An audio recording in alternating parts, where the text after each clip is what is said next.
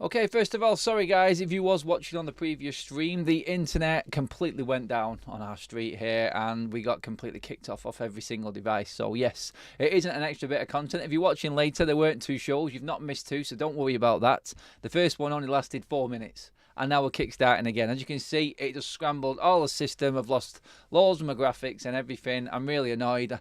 And there's nothing I can do about it, so we move on. Just deal with it, I shall. Well, we're talking to Jim Radcliffe, what he was saying in that interview yesterday. A piece from that interview that I want to get into in the video today, again for the second time, is the managers, the toxicity, the environment that they were working in. So Jim Radcliffe is not blaming the managers. He's not blaming what happened with their managers on them. He's blaming the environment they were working in. They weren't given the best chance. I want to get into detail on some of them old managers and what we think of them, and do we think that they would have survived under Ineos? Are they going to... They weren't given the chance pretty much that Erik ten Hag has been given right now. That's what we're talking about. So I put a poll up there. Which one of the previous 4 Manchester United managers, I'm only doing 4 because they were the longer serving ones, would have done best under a structure and Ineos? How would they have done given the chance that Ten Hag has got right now? They are obviously David Moyes, Louis van Gaal, Jose Mourinho and Ole Gunnar Solskjaer. Which one of them managers do you feel would have succeeded the most under Ineos and Sir Jim Radcliffe? Get your comments in the live section. We go again, guys. Obviously, make sure you give the video a like and subscribe if you are tuning in for the first time. I will get all my graphics back eventually, hopefully later on, but let's just crack on with the video, shall we? Make sure if you are tuning in later to the video that you do get your comments in below, and all of the points and talking points we're going on about. So just to break down what has actually been said and where we're up to after the interview yesterday, it was one of, and the best line I took from it was Sir Jim Radcliffe talking about Manchester United moving forward and talking about the manager Erik ten Hag and what's going to happen with United and the style of play. And their response was, we'll decide. That team of people, it'll be us, plus the CEO, sporting director, and probably the recruitment guys. In his words, it was the style of football that is at Manchester United and the style that United will now play. It will be decided between that group and that structure, and then the manager has to fall in line with that style. Music to every Manchester United fan's ears. It really is, because it's just letting the manager do his job. Manage, coach. Should we even call him a manager now? Should it just be a head coach? Because that's what a structure like this brings. That's what the control being taken away from the so-called head coach pretty much removes him from manager. I mean, you can say he's a manager, he's managing the squad and everything like that, but realistically, with all of the responsibilities gone that all the other managers were dealing with but not being fully supported on, we'll get into that in a minute, Erik ten Hag essentially now has just got to look after number one, and number one is the men's team. Simple as that. Obviously, there'll be a link down to the youth team and bringing them through, but he was big on bringing through the youth players. We want... I'll actually go into it a little bit more and what he said. Attacking football, exciting football, bringing the youth through. You want players that are committed, that play 90 minutes or 100 or whatever the number is. We've added time on now. We like youth. The academy is really important for Manchester United. So talking about the academy, bringing the academy players through, the style of play that they will play, then being brought through into a certain style. So the director of football, the CEO, the recruitments, everything involved together. The structure is Manchester United will be bringing youth players through to a certain style of football that collaborates with the first team. They will be brought through to play a certain way. And then when they integrate into the first team, it's not such a shock to the system. It'll be what was coached before. That's what a structure of a football club does. That's what breeds success. That's what breeds success through the youth system, and that's what obviously works for bigger clubs. You only have to look at the likes of what Barcelona used to do when the players that they brought through. Look what City are doing now. Now they've made and you've manufactured that style of play and cheated the way to where they are. They can now bring youth players through into that comfortably because they are able to coach them players exactly the same way. Their campus and everything that they've got there, that's what Manchester United need. We just do it the right way and we don't cheat. But hey, enough on them. I can't say too much more on that, but please give the video a like, guys. If you're wondering what happened before, yeah, we just had a complete malfunction internet. It just went off on the whole street. Everyone's off. Nothing's happening. And it's still not actually bang on point here right now, to be honest. I'm just checking what actually is going on. Yeah, nothing is fully back yet, and yeah, we are we are just playing absolute catch up right now. But yeah, cheers for coming in again, guys, for the second stream. I'm going to get into the previous managers. I want to get into detail on this and what went wrong before, and proof that what Sir Jim Radcliffe was saying yesterday was actually right. This is the Glazers' fault. He didn't. Well, he inadvertently slagged the Glazers off while praising them yesterday, I thought, in the interview. He said the United and they want the best for United. They're actually decent people. But in the way he was talking about how the managers have been thrown under the bus, as I seen it and listened to it, I feel like he is slagging off the old regime and what was taken away from the managers just to serve the Glazers, really, and the way that they wanted to run the football club. So, yeah, he avoided that question yesterday when asked about it, but the way he was talking about how the football needs to change and how United need to be is pretty much the same. It's pretty much the same. He is slagging him off.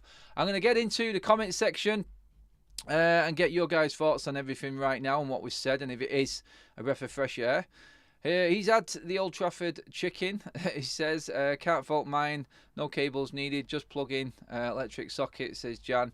I wish it was that simple, Jan. Karen Took the Kids did a great super chat. Oh, I don't even know. I can't even see it, guys. It must have all gone down. I'm really sorry.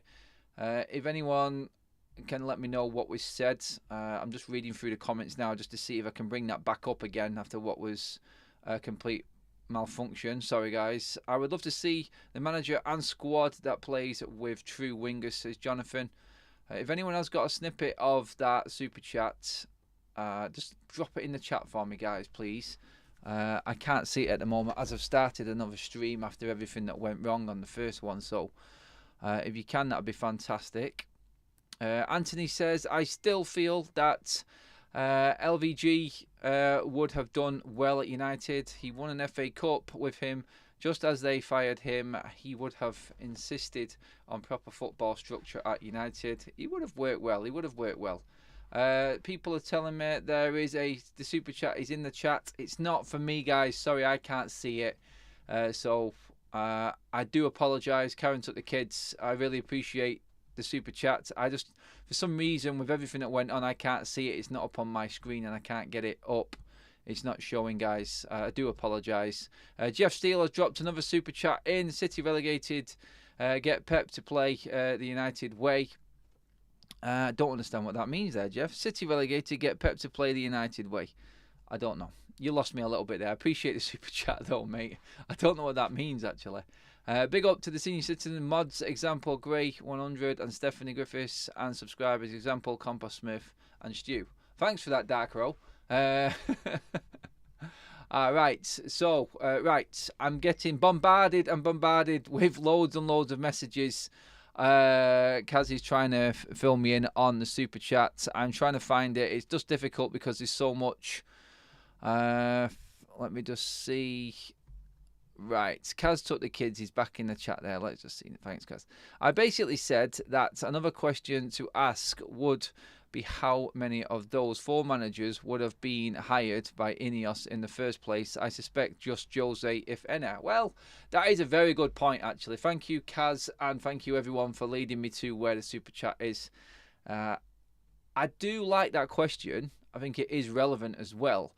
I actually feel like Louis van Gaal would have been an Ineos type because he works under football philosophy. I think that's important to get across. I feel like he did have a way of playing, and I think out of all the 4 managers there in the poll, I feel like he was the only one that sort of identified. Like, you could tell what he was trying to do. In other words, you could see exactly what type of football Van Gaal was working with. Whether you liked it or not, you could see the plan. That's the important thing. Jose, I feel he was adapting to certain games too much in the end. He was chopping and changing, and he was probably thinking more pragmatically and working out what the other manager was going to do before he actually put his game plan across. I think that was the energy behind Jose Mourinho, I feel. And I think that's what, I think in the end, got him got him the sack and why the football wasn't great in the end. He was chopping and changing too much, trying to find the way. I think in the end, because he didn't get his players, I feel that he just lost his way, Jose. I think if you gave him a proper structure and you was very clear to him in the start what was going to happen, I think Jose would work in certain clubs. I don't know if he would have worked again coming back to United the second time, though. But right from the start, if Ineos did hire Jose and we had this in place, then again, it all depends. Like I've just said there, if Ineos are going to decide on the style of football, would they have hired Jose for that type of football? That's what you've got to say, because he's a bit pragmatic. And if they want fast attacking football, is that Jose? Is that his style of football? I don't think it is. I want to get into what actually was said, because basically I feel like Sir Jim Ratcliffe is slagging off the toxicity, the environment that was around. We labelled it toxicity because you could just tell. You looked around the camp, around the football club, around when Jose was there. It was horrible. The same with Ole. Van Gaal in the end, and the way he was treated right at the end in the FA Cup final. The day after he's gone, he's fired. David Moyes, someone said, just literally was out the door before he'd even been given a chance. I didn't like David Moyes. I thought he was wrong from the start for Manchester United. I really did think he was wrong. So looking at that one, I said no straight away. I just thought wrong fit, wrong manager. They got it all completely back to front with bringing Moyes in. So he definitely wasn't the right man. I thought Jose straight after Sir Alex, that was the best bet. And Jose was available when Sir Alex Ferguson retired. I thought we wouldn't have been as far back. I thought we would have had a bit more of a steadier ship with Jose there straight away.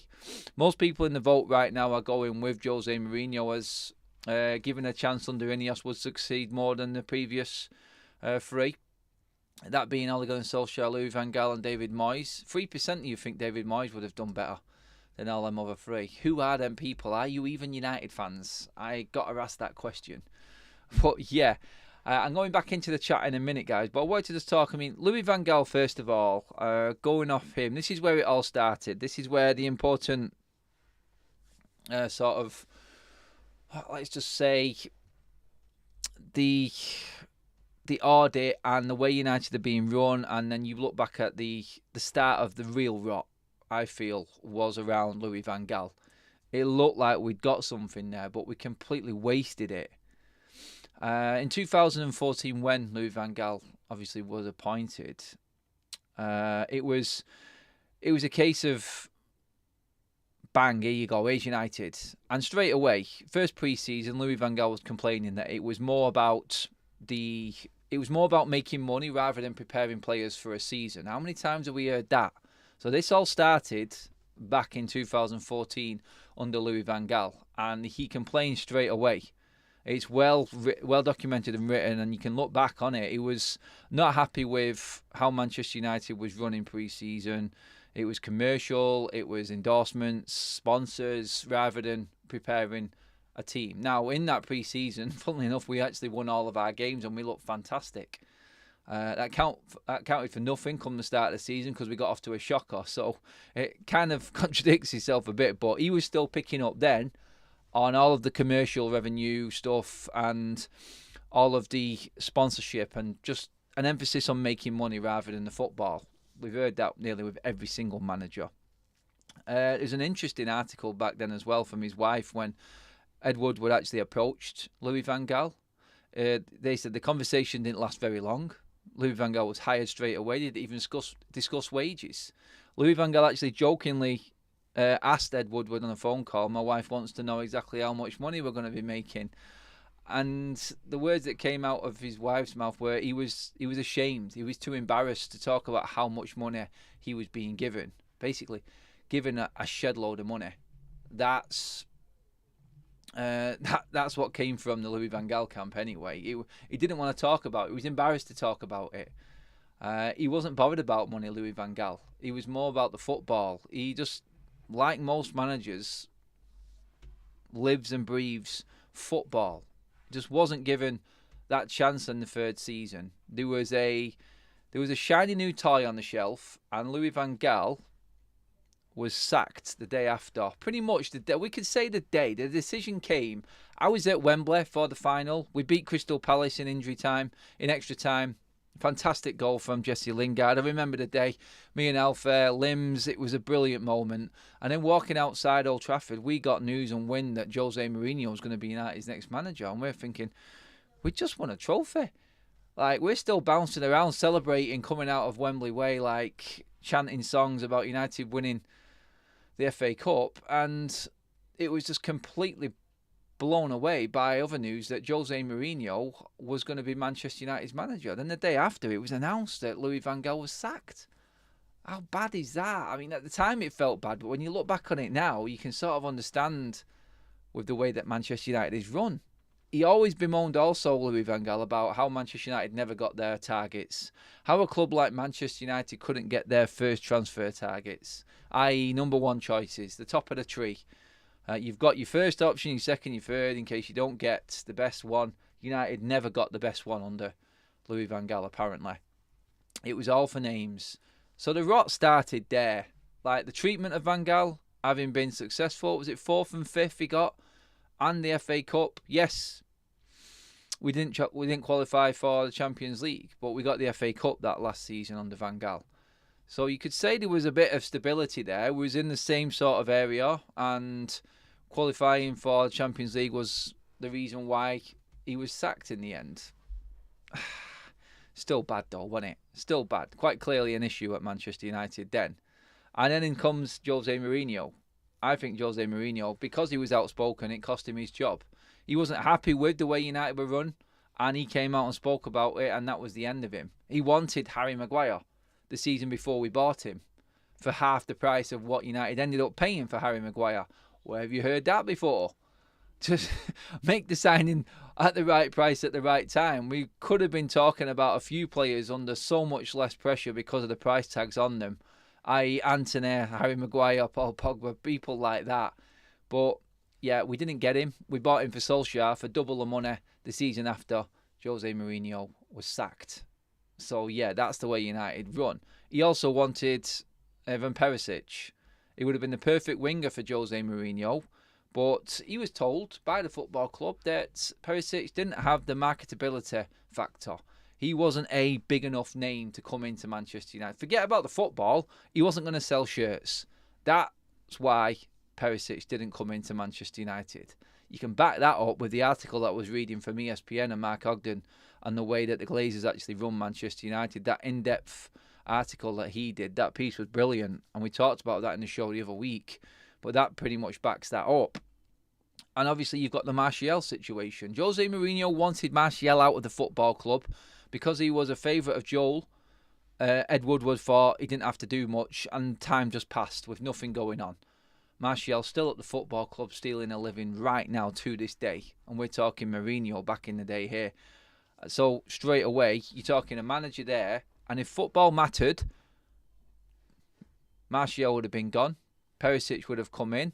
And the club would have backed the manager. They've not backed any of the managers. It gets worse in a way under Ole. Ole was seen as the yes man by a lot of fans. The Glazer man. Just said yes and bowed down. There was targets that Ole Gunnar Solskjaer wanted that the club just didn't get. I mean, there were famous ones, weren't there? I mean, the biggest debacle was the Jude Bellingham. He was laid on a plate. Solskjaer organised that whole day when Jude Bellingham was coming down to Manchester United and wanted that to happen. Put everything out for Bellingham, made a showcase. It was messed up by Murto. We talked about that the other day. He wanted Haaland. There was a chance of him getting Haaland. Some would say his sight was always set on City because of his dad, which is probably true as well. But still, he wanted targets. He had targets that he just never got at Manchester United. And in the end, the pressure, the player power, and everything else took over. And I feel like this was like Ed Woodward's last destroying act at Manchester United. That man set us back 5 years minimum running this football club. So Jim Radcliffe's talking there about how managers have to report to managing directors and things like that, and how it's embarrassing. It is embarrassing how managers don't have to actually report to structures and work along structures above them. The way he's talking there, and I'll go back to what Sir Jim Radcliffe said yesterday actually as well, another piece there. We're not going to oscillate from Mourinho style to Guardiola style. That's not the way we'll run the club. Otherwise, you're changing everything all the time. You change your coach, you've got the wrong squad, the wrong trainer. We won't work like that. In modern football, you need to decide what's your path and you stick to your path. It's exactly that. It's not a 10-year plan. Fans would run off and run out of patience if it was a 10-year plan. But it's certainly a 3-year plan to get there. So 3 years. Remember when I said yesterday I was still... Bits of the interview were coming out as we were preparing for the show yesterday, live outside Old Trafford, and I still not listened to all of it. I listened to the entire interview last night when I got back, and he just lays it all out. I was like, I wonder how long it's going to be. I wonder if he's going to say anything about the timescale of when he expects all of this to come. We need to be patient, but how long do we be patient for? Well, he just said it, 3 years. Again, from the horse's mouth, he's telling United fans there is a 3-year plan to get there. He doesn't think the fans will be patient enough if it's any longer than 3 years. I mean, is he not just saying absolutely everything right now? And people who criticised the interview and went in on the interview and said, look, it's a load of PR, it's just talk, it's just spin. End of the day, he's thrown himself under the bus if it is, isn't he? He said he's not bothered about money. He doesn't want to make money from Manchester United. He just wants the best of the best. And I feel like the way he's talking about the managers, he is just saying, look, what happened before won't happen again. We haven't decided yet, so they haven't decided on the style of football yet either. He wants to bring everyone in place first, and then between them, they will make that decision. Now, that for me is hinting at pushing towards getting Dan Ashworth in sooner rather than later. There are stories coming out about Dan Ashworth that we could start getting towards the end of these negotiations and the compensation talk by the end of this week. I don't believe this week is going to be it, but you won't put it past them the way that they're moving right now, Ineos, would you? But everything that Sir Jim was saying is sort of looking towards Dan Ashworth being sorted soon. He can't wait around any longer, really. He needs to figure out what, like he said in his words yesterday, his style of play for Manchester United is going to be. The manager then has to fall in line with it. So Eric Ten Hag needs to know how we're going about it here. I think Dan Ashworth, Omar Barada, I think the next recruitment, the head of recruitment, or the recruitment officer or development below Dan Ashworth, whether that's Wilcox or another party, I think that will follow quite quickly after Ashworth's appointment, maybe even before. So you're looking like a 3-man, 4-man strong team. The 4 I'd say are Ineos and whoever they want to say is in part of that. The CEO, Barada, Ashworth, and then the the next man down, the next director below that, which is that development role, head of development, or whatever that is. So you're looking at a group of 4, depending on how many people Ineos want to bring into it, whether it's Brailsford, whether it's Jean-Claude Blanc or anyone else there. They're going to decide on exactly how Manchester United are going to play football. What's our style of play? Again, music to my ears, just hearing that and United having a style of play. Because then you can make everything work around the club towards it. It's like the youth team plays that way, you build up from there. This is how you will recruit players. Are they fitting the model and the mould? Can we train these players, make these players better by using this style of play? This is going to be what we are. There's no chopping and changing. How many different types of football have we seen over the last decade at Manchester United? How many different managers have come in and tried to change things, tried to play it their way? And we've said all along, with no structure, they're just going to come in and do whatever they want, play up the way they want. Well, no, that's not going to happen. If Ten Hag fails in this style of football, then Ineos will sack him. And then the next manager that comes in will be someone that can play within this style of football and the way United want to move forward. So that's how it's going to be. And it's going to be tough, I think, for Ten Hag. It is going to be tough. He's not getting sacked. I think Ineos will work with him and can see United playing a certain style of football with him. I feel like they wouldn't be talking to him if they didn't think he was up for the job. That's all I'm saying. Cheers for the 100 likes, guys. Thank you so much. Please keep liking the video. We're on the march. Second live stream along. The first one failed miserably because the internet just went gone. But everyone back in the room again now. Thank you for tuning in, guys. Let's keep liking the video. Please do download the SofaScore app, our partners here on FUTV. The link is in the description, as well as that QR code. If you can't scan that on the screen, drop in the description. The link is there. Press that top one in the description there, and away you go. Download it. It's free. It is the best football app out there going. I'll talk about it more at the end of the show as well, guys, but just download it. I want to get into the chats and see where you guys are at on everything I've just been talking about. Structure, Ten Hag. Let me know what you want to say, people. Is there another manager that you think would fit in? And what style of football do you want to see played? What is going to be the United style of football? Let me know what you think. A diehard United fan says, we're slowly coming back. I heard we might get Neto. Wouldn't mind that dude. Ivan says, I'm sure they could be beat Fulham in 3 days. Still a great start. Not sure what that one meant. Let me use my manners. Please, could you could you hit the like button? It really helps out the channel. Thank you. Thanks, Joe. Appreciate that. LVG was nuts.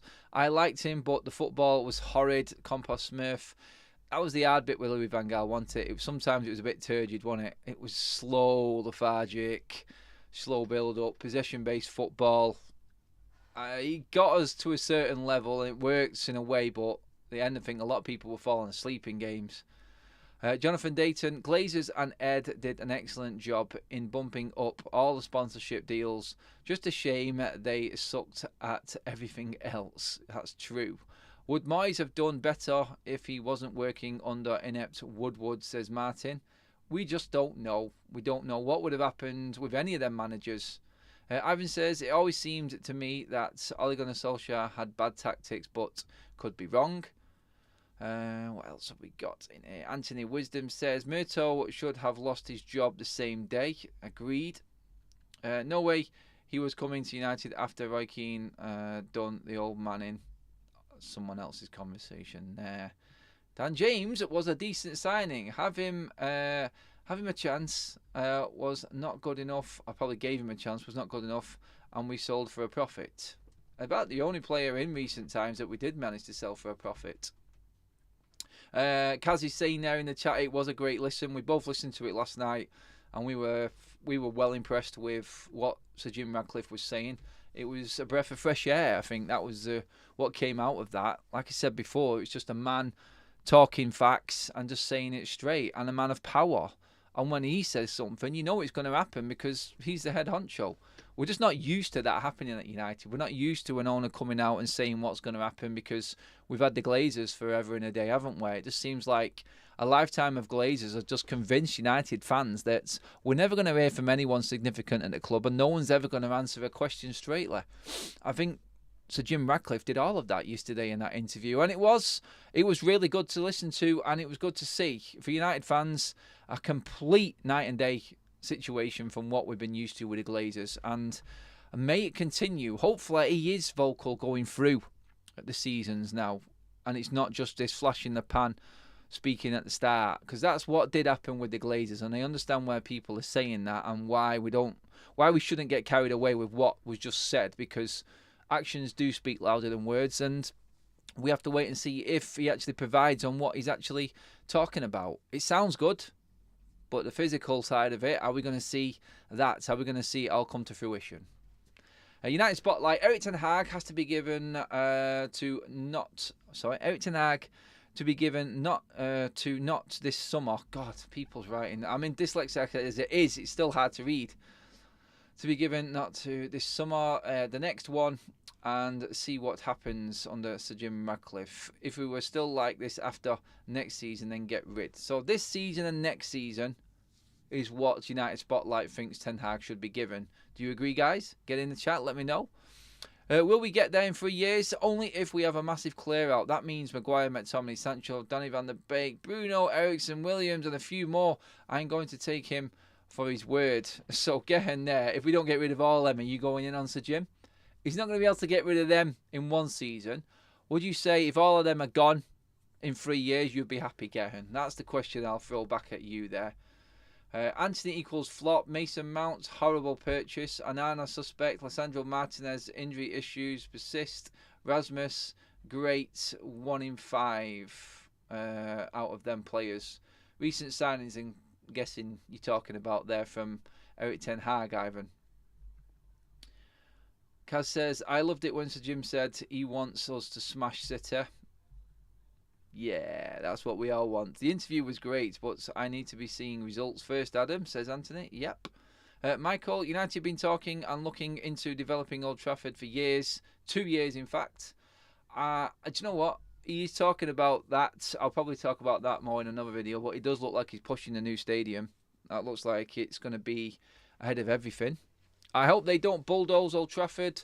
Old Sheets right off. It's with that, I feel like they're going to, if anything, if it was going to be a new stadium, I think Old Trafford would be redeveloped into another stadium. That's the word. We'll see anyway. What else have we got? De Jong is on his way to United in the summer. Same with Harry Kane and Michael Olise or Pedro Neto. Diehard United fan. I don't think so. I don't think so. Let me just see what else we've got in there. Sim, if there's a load of spin about not spending in the summer, then it's the same old. Well, we know we're restricted by financial fair play, but there are ways around that. In terms of like, what's the expectations for people this summer? What do you think United should be spending? Get your comments in right now. And what would be satisfactory for you for United? So it's not all about the money now, you see. If you've got a structure and you've got a proper recruitment team at a football club, should you be judging the players that come in rather than the amount of money that's been spent? Because if we're judging the amount of money that's been spent, then United are ahead of bleeding everyone near enough. We just wasted that money. So should we be judging the quality of player coming through and how it fits into our team more than how much we've actually spent? Because I think people look at, we've only spent this much, it's not good enough.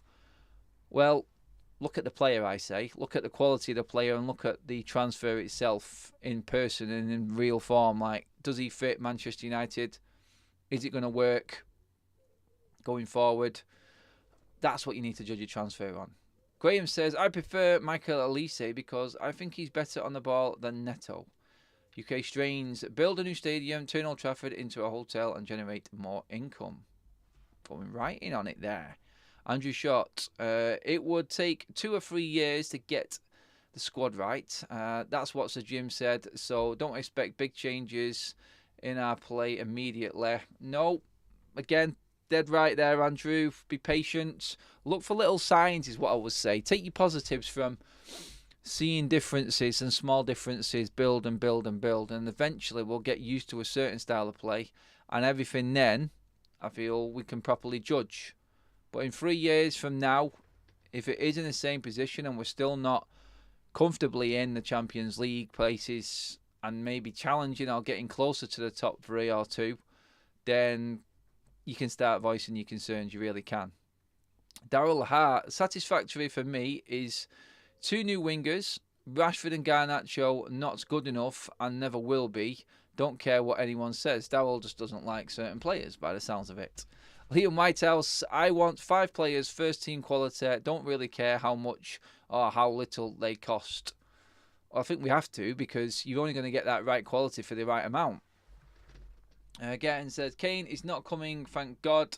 We need young up-and-coming players. First of all, it's about the ones we can get out. If we can get out about 8 players, Maguire, McTominay, Sancho, Donny, maybe Bruno, that's where he's going with it. Stephanie says, United should be comfortable getting bare minimum 75 Premier League points every season, which guarantees Champions League and possibly title challenge. We can still make that points comfortably this season if we carry on the form we're in. All depends in a couple of weeks, doesn't it, when we play City and what we react or how we actually get through that game and then react. It's not about spend for me, it's about who we get rid of too. That looks like it's the biggest one for most United fans right now. who he's going in the summer is going to be the biggest sign of if Sir Jim Ratcliffe is true to his word. If it is all about the football and Manchester United progressing, then you've got a squad of failing players, because that's what they are. They haven't done enough right now, and this squad's before that failed. And it's not fair just saying that this current group of players are the failures. Yeah, they're failing, but still, you look at it and you go, I feel like there's a lot more that could have been done then, and there's a lot more that can be done now, as to prove a point that they are looking at the football side of things.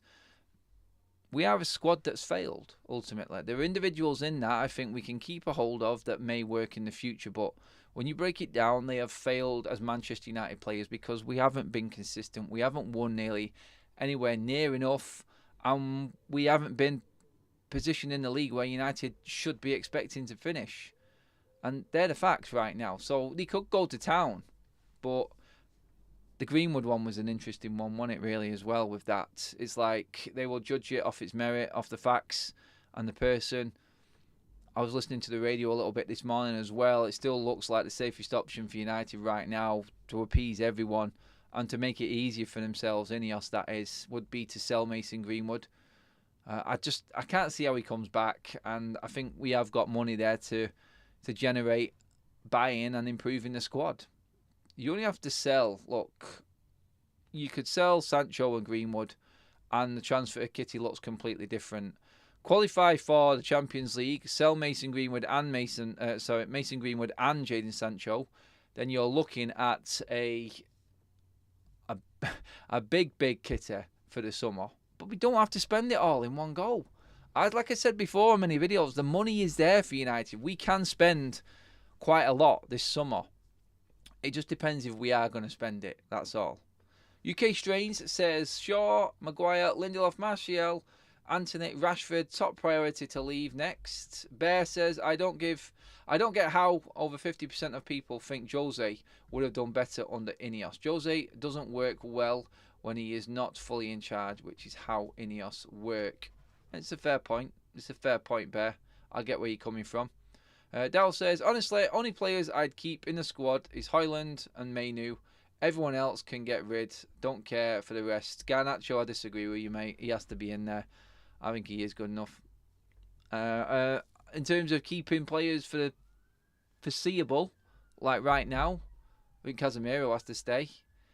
In the long run, yes, we can't build a team around him. I think for now, for this summer coming, I'd keep Casemiro just there. I think the summer after, he's definitely gone. I think we need to move past him, definitely. He's not long term, but if he does stay for that third year, then I think that will benefit Manchester United more.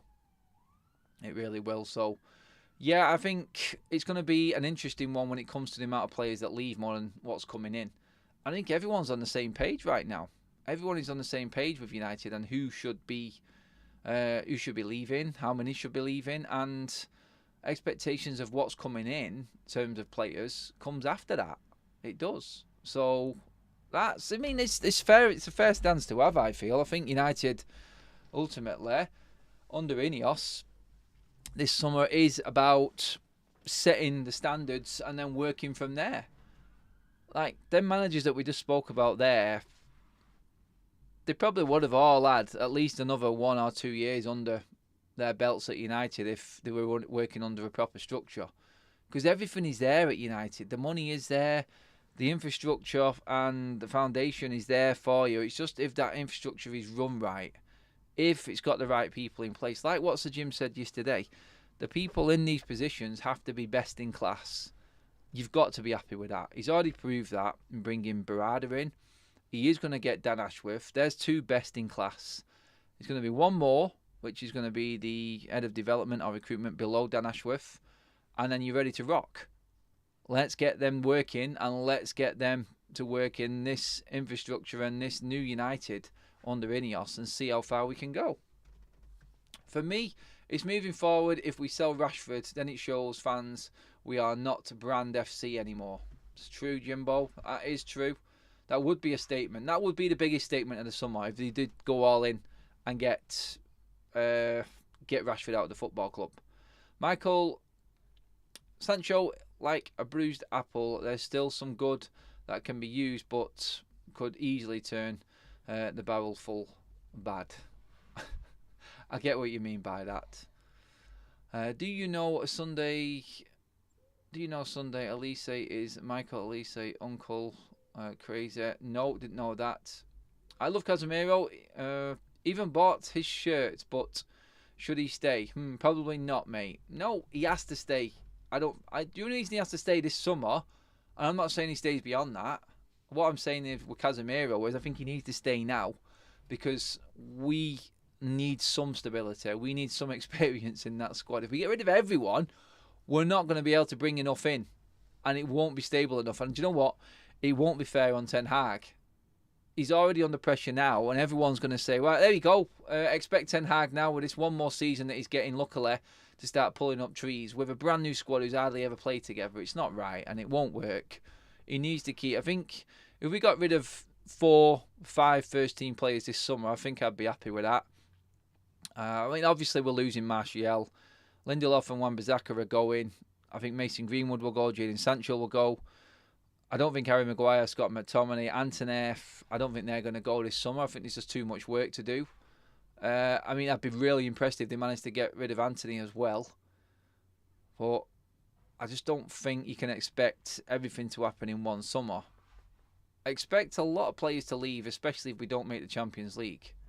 That's what I think. A lot of players are going to leave over the next 2 years. I feel like that's the plan. I think when he said 3 years to Jim Ratcliffe, I think he meant like 3 years to get a lot of players out, because a lot of contracts would have come to an end by then, and they will be out. And we would have been able to bring players in and start moulding them into what we want them to be. So I think 3 years he's covered himself. When you look at it, he would have looked into the players, he'd have looked at the contracts, he'd have looked at who's going. These players that they are struggling to get rid of right now, if they see their contracts out because they can't get the right price for them, then they walk out the door. By that time, United could be earning more money by just being in the Champions League consistently. And all of a sudden, the plan looks like it's working a little bit more, doesn't it? And it looks like he is right, to Jim Ratcliffe, in saying 3 years to make this happen. But we'll see. We'll see in time. Guys, that pretty much is the end of the show. Thank you for tuning in, everybody. Please give the video a like on the way out of the door. Scan the QR code in the bottom right corner for our sponsors and our partners, SofaScore. The app is free, and it is the best football app out there. Everything you need to know. Team news, injury news, score updates, game updates, transfer speculation, everything about your football club. Right to your phone, fast and accurate. That's SofaScore. That's our partner here on FUTV. Thank you for tuning in, guys. Make sure you share the video. Get your comments in after as well. I want to look back on them and see what you guys think. Sorry about the debacle with the internet earlier on. Everything just went down. And God knows. We fixed it, though, didn't we? Hey, we're back anyway. We got it done. But cheers for watching, guys. We'll be back at 6:30 later on. Make sure you've got yourself all tuned in, notifications on, and I will see you all then. Cheers for watching, guys.